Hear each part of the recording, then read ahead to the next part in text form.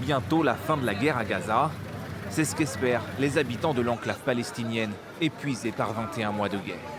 Un espoir qui renaît après la proposition américaine de cesser le feu et la réponse du Hamas qui se dit prêt à négocier avec Israël. Aujourd'hui, les Gazaouis survivent au milieu des décombres.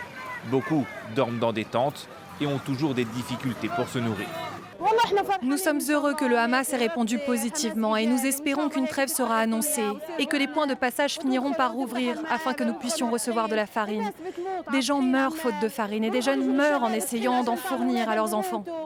Après une première trêve au début de l'année, les combats ont repris de façon intense ces derniers mois. Alors les Gazaouis veulent que la guerre s'arrête une bonne fois pour toutes.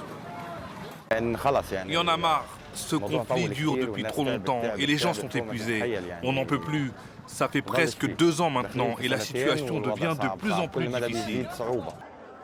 La proposition américaine prévoit une première trêve de 60 jours avec une libération de la moitié des otages israéliens vivants en échange de prisonniers palestiniens. Mais même en cas de cessez-le-feu, certains sont sceptiques sur l'avenir.